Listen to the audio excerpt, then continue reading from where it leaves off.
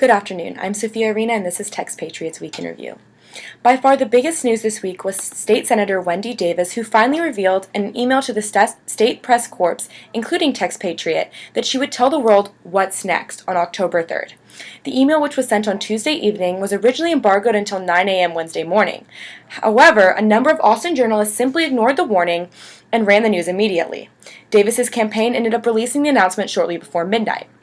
Although she has yet to make the formal announcement, it looks all but assured that Davis will run for governor in 2014.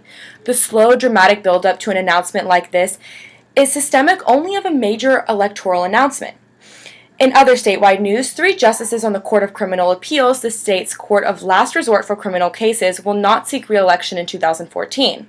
Given the 6-year nature of justices' terms, the 3 justices, Kathy Cochran, Tom Price, and Paul Womack, represent all those up for re-election next year.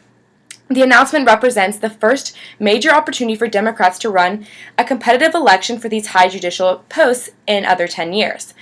By the calculations of the Texas Tribune, 8 candidates have already declared for these seats. Though all thus far are Republicans, Keith Hampton, the lone Democrat to run for the court in 2012, indicated to the Houston Chronicle that he does not have intentions of running. The 4 candidates for lieutenant governor also met for a debate in Houston.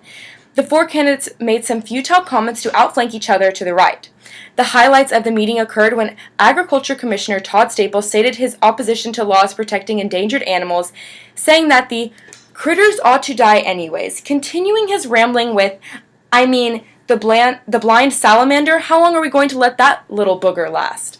Then, State Senator Dan Patrick castigated incumbent David Dewhurst for appointing too many Democrats to be the chairs of Senate committees. Dewhurst replied that the committees led were somewhat unimportant. This led to a sharp rebuke from State Senator Letitia Vandeputte, who leads a committee on Veterans Affairs. Vandeputte, for her part, has been inching closer to a running herself for lieutenant governor. The San Antonio non-discrimination got to live another day free from fear this week, as Attorney General Greg Abbott announced his office would not sue the city for enjoyment of the law for alleged violations of religious liberties. Abbott cited a redacted provision of the ordinance that was removed in late July, well before his pontifications about the illegal nature of the ordinance. Tom DeLay, the former House Majority Leader, saw his conviction for charges of money laundering overturned on Thursday in a decision of the Third Court of Appeals. The panel's decision was split 2-1, the exact partisan composition thereof. Travis County prosecutors indicated their intention to appeal the matter to the Court of Criminal Appeals, where another reversal is unlikely. On Friday morning, the Houston Chronicle published an article discussing 2014 Democratic statewide candidates besides Wendy Davis.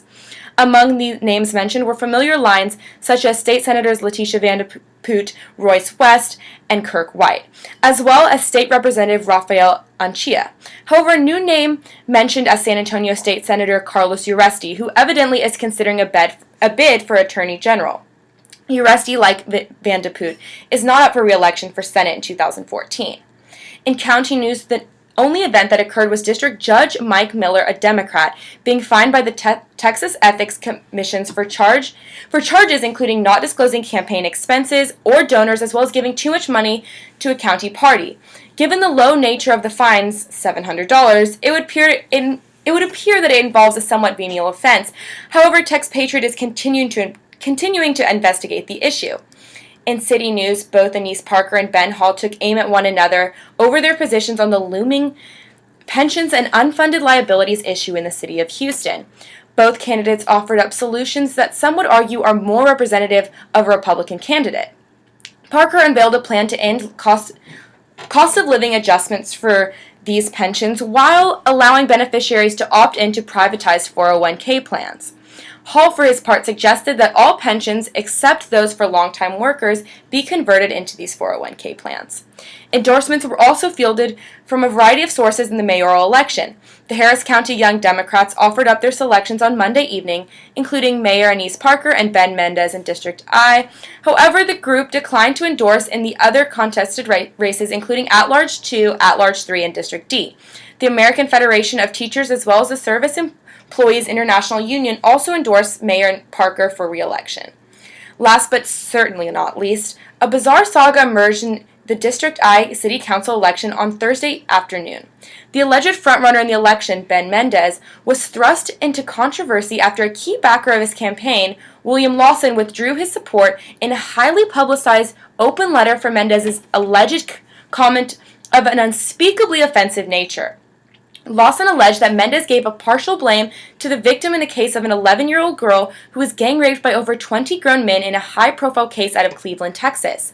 The comments are so disgusting and repugnant in nature that if they are indeed the source to Mendez, it would be proper for individuals and organizations to rescind their support of him.